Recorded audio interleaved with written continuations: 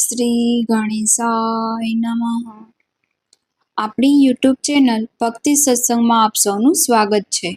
આજના આ વિડીયોમાં આપણે જાણીશું પૌષ માસની પૂર્ણિમા એટલે પૌષી પૂનમ ક્યારે છે, આ દિવસનું શું મહત્વ છે અને આ દિવસે શું ઉપાય કરવા જોઈએ તે સર્વ કંઈ આપણે આ વિડીયોમાં જાણીશું.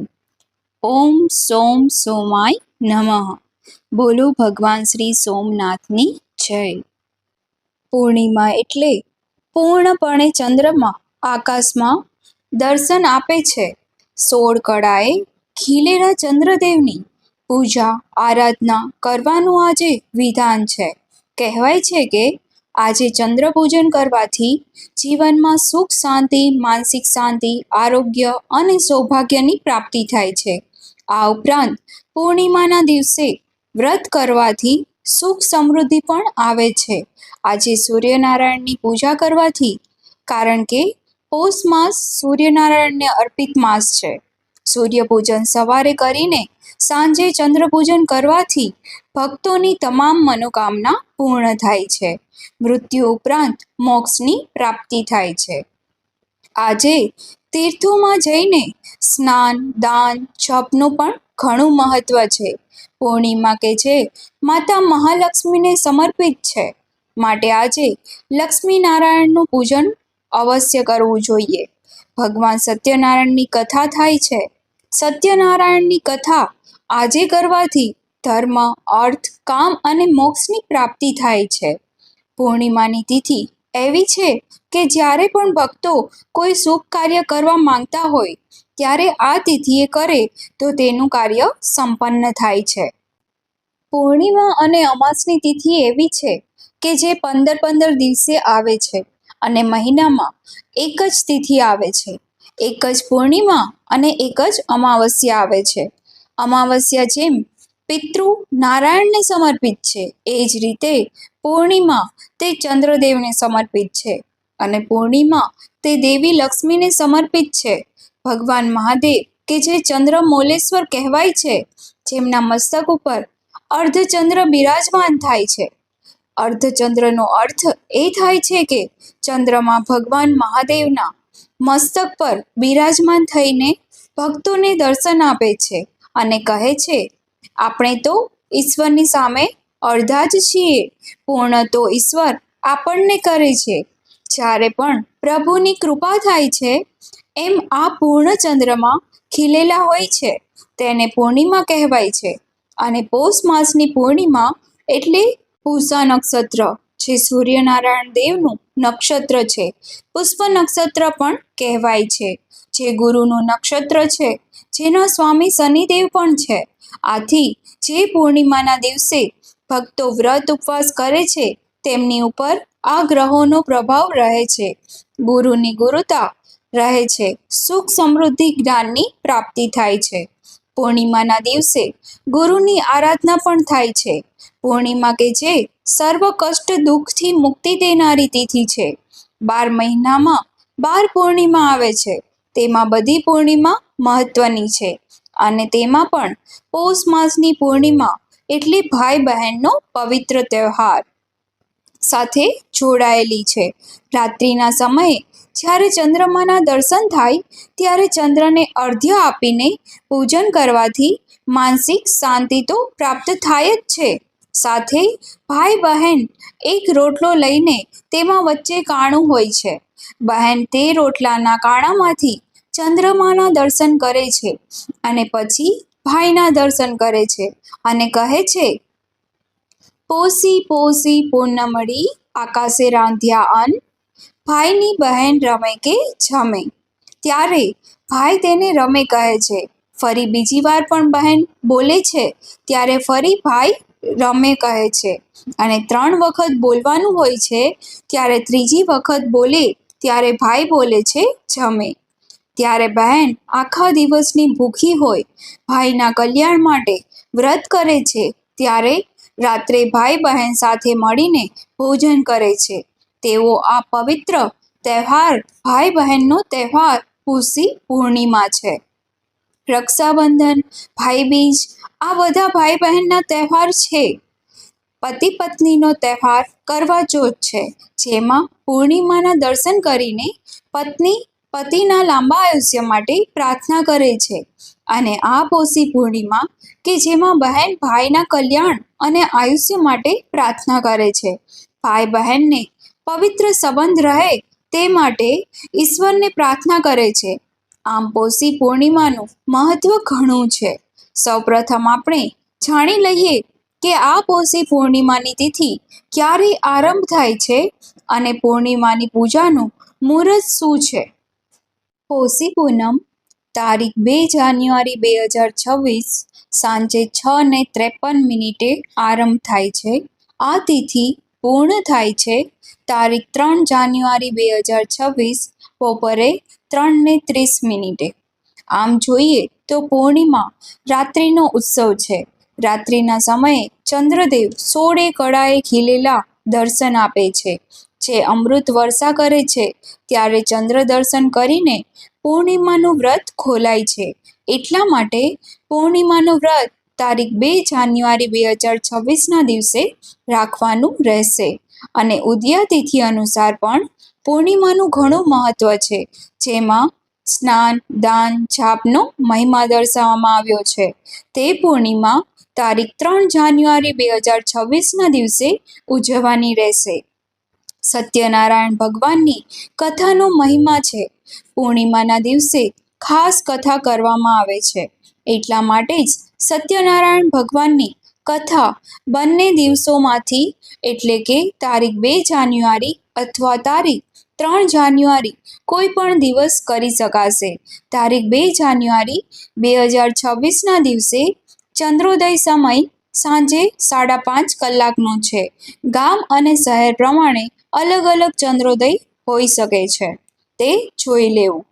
રાત્રિએ જ્યારે ચંદ્ર દર્શન કર્યા બાદ વ્રત ખોલાય છે. આકાશમાં જે ચંદ્રદેવના દર્શન થાય છે તે દર્શન કરવા માત્રથી જ જીવનમાં ચંદ્રદોષ દૂર થાય છે તેવું કહેવાય છે. ચંદ્ર સંબંધી જે વસ્તુઓ છે તેનું દાન પણ કરાય છે. પૂર્ણિમાના દિવસે ચોખા, દૂધ, સાકર, સફેદ વસ્ત્ર, સફેદ ચંદન, મોતી અથવા મોતીની માળા, ચાંદી આદિથી દાન કરવાથી શુભ પરિણામ પ્રાપ્ત થાય છે. પૂર્ણિમાના દિવસે પૂજા માટેનું ખાસ મુહૂર્ત પણ જોવાય છે. આજે બ્રહ્મ મુહૂર્ત છે. સવારે 5:25 થી 6:20 સુધી. બપોરના સમયે અભિજીત મુહૂર્ત છે. બપોરે 12 કલાકથી 12:46 સુધી. સત્યનારાયણ ભગવાનની પૂજા આ સમયે કરવાની શુભ મનાય છે. આજે રવિ યોગ પણ છે અને પ્રદોષ કાળ એટલે કે સાંજે સૂર્યાસ્ત સમય આસપાસનો જે સમય આવે છે એ 1 કલાકની આસપાસ, ત્યારે લક્ષ્મીની પૂજા થાય છે. સૂર્યાસ્ત સમયે માતા મહાલક્ષ્મીની પૂજા કરવાથી માતા મહાલક્ષ્મી તરત જ પ્રાર્થના સાંભળે છે, કારણ કે પૂર્ણિમા અને અમાવસ્યા માતા મહાલક્ષ્મીને ઘણી પ્રિય છે. આજે દીપદાનનું પણ ઘણું મહત્વ છે. જે ભક્તો આજે વ્રત કરવા માંગે છે તેઓ સવારે વહેલા ઉઠીને શુદ્ધ વસ્ત્રો ધારણ કરીને માતા મહાલક્ષ્મીનું પૂજન કરે શ્રી નારાયણ સાથે. આપણા ઈષ્ટ દેવતાની પણ પૂજા થાય છે. ધૂપ દીપ નૈવેદ્યથી આદિથી પૂજા કરવી જોઈએ. 2026ની આ પહેલી પૂર્ણિમા છે. આજે કરેલ દાનનું પુણ્ય અનંત ગણું ફળ પ્રાપ્ત કરાવીને જાય છે. આખા વર્ષનું પુણ્ય પ્રાપ્ત કરાવીને જાય છે. આજે ચંદ્રદેવની આરાધના કરાય છે અથવા ભગવાન મહાદેવની આરાધના પણ કરી શકાય છે. આમ કરવાથી મન મક્કમ થાય છે અને મન નિરોગી રહે છે. મનમાં રહેલી ચિંતા, દુઃખ, ક્લેશ દૂર થાય છે. આ પોષી પૂર્ણિમાના દિવસે સવારે વહેલા ઉઠીને સ્નાન દાનનું ઘણું મહત્વ છે. ખાસ કરીને હરિદ્વાર, કાશી, પ્રયાગરાજ જેવા તીર્થોમાં જઈને ભક્તો સ્નાન કરે છે.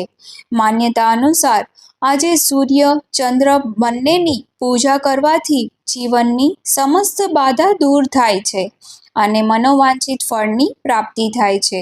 પૂર્ણિમાનું વ્રત એક જ દિવસનું હોય છે. સવારે સૂર્યોદયથી આરંભ થાય છે અને ચંદ્રમાના દર્શન થાય એટલે વ્રત પૂર્ણ થઈ જાય છે. આજે ચંદ્રમાને અર્ધ્ય અપાય છે. આજે સવારે સ્નાન આદિથી પરવારીને શુદ્ધ વસ્ત્ર ધારણ કરીને ભગવાન મહાદેવની પૂજા આરાધના થાય છે. શિવલિંગની પૂજા ગંગાજળ, કાચું દૂધ, ભાંગ, ધતુરો કે વિવિધ પુષ્પોથી કરવામાં આવે છે.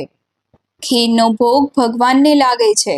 ભગવાનને બિલ્વપત્ર અથવા બીલું પણ ચઢાવી શકાય છે. આ ઉપરાંત ચંદ્રદેવ અને લક્ષ્મીજીને પણ ખીરનો ભોગ લગાવી શકાય છે.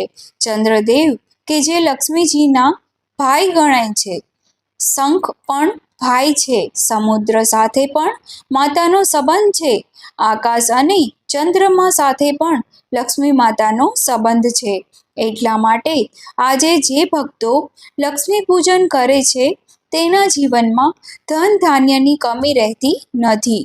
આજે મહાલક્ષ્મીની પૂજા કરીને હળદરનું તિલક લગાવાય છે.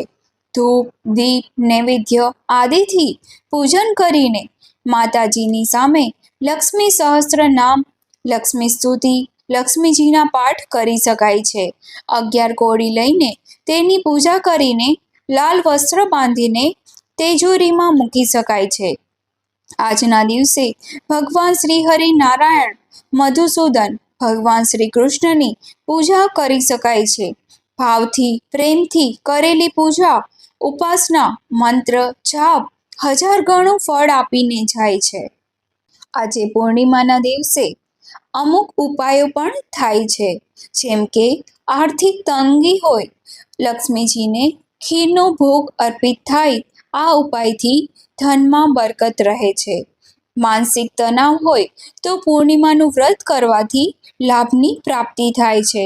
મહાદેવની કાચા દૂધથી અભિષેક થાય છે અથવા જળથી અભિષેક થાય છે અને ભગવાનને પ્રાર્થના કરાય છે, કારણ કે ચંદ્ર મોલેશ્વર છે.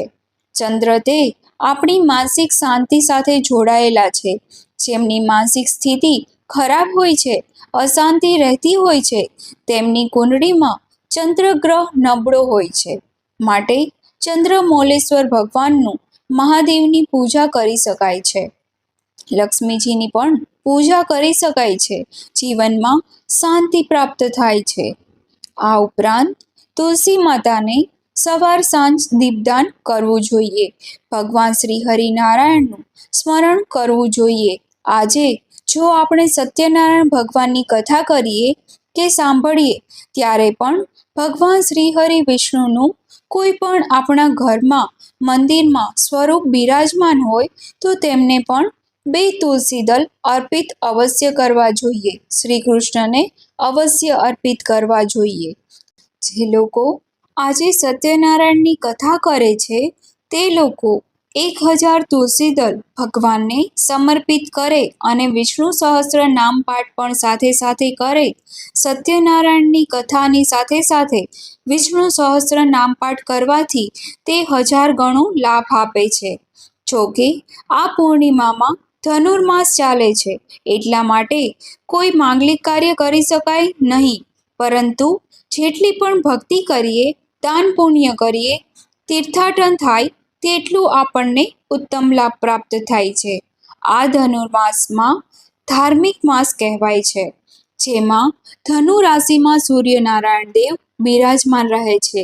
પોતાના ગુરુને મળવા ગયા છે ત્યારે સૂર્યનારાયણની પણ ઉપાસના કરવાથી આત્માની શાંતિ થાય છે. સૂર્યનારાયણ દેવ કે જે પિતાના કારક છે, આત્માના કારક છે. ચંદ્રદેવ કે જે માતાના કારક છે, માનસિક શાંતિના કારક છે. માટે આજે આ સૂર્ય અને ચંદ્રની પૂજા કરી ઉત્તમ ફળ આપનાર છે. આજના દિવસે પીપળાના વૃક્ષનું પૂજન કરવું સર્વશ્રેષ્ઠ મનાય છે. પીપળાના વૃક્ષના થડમાં જલ અર્પિત કરીને કાચા સૂતરના દોરાથી 7 પરિક્રમા થાય છે. 108 પરિક્રમા પણ કરી શકાય છે. પીપળાનું વૃક્ષ કે જે સર્વદેવમય છે, સર્વ દેવી દેવતાઓ બિરાજમાન રહે છે અને આપણને ઓક્સિજન પણ આપે છે. એટલા માટે વૈજ્ઞાનિક કારણ જોઈએ તો પણ આપણા માટે શુભ છે. પીપળાની પૂજા કરવાથી પણ સ્વાસ્થ્ય લાભની પ્રાપ્તિ થાય છે. એટલા માટે પહેલાના ઋષિમુનિઓ પીપળા અને વડલાના વૃક્ષની નીચે બેસીને તપ કરતા હતા, જેથી તેઓના શ્વાસોશ્વાસની ક્રિયામાં શુદ્ધ હવા પણ પ્રાપ્ત થાય. અને મંત્ર જપ તે માનસિક ક્રિયા છે. શારીરિક શુદ્ધિ આ વૃક્ષો આપે છે અને માનસિક શુદ્ધિ તે ઈશ્વર કે ઈષ્ટદેવના મંત્ર જાપ આપે છે. આ રીતે આપણા ઋષિ મુનિઓએ શક્તિ અર્જિત કરેલી છે. એટલા માટે પીપળાનું કે વડલાનું વૃક્ષ મહત્વનું છે. વડલાનું વૃક્ષ મંગલનું પ્રતીક મનાય છે. વડલો ભગવાન વિષ્ણુનું પ્રતીક મનાય છે. એટલા માટે તે પવિત્ર છે. આજના દિવસે પવિત્ર વૃક્ષોનું પૂજન કરવું પણ શુભ મનાય છે. કુંડળીમાં રહેલા સર્વ ગ્રહો શુભ પરિણામ આપે છે. ગ્રંથોમાં ઉલ્લેખ છે કે પીપળો એ એક એવું વૃક્ષ છે જેમાં બ્રહ્મા, વિષ્ણુ, મહેશ વાસ કરે છે.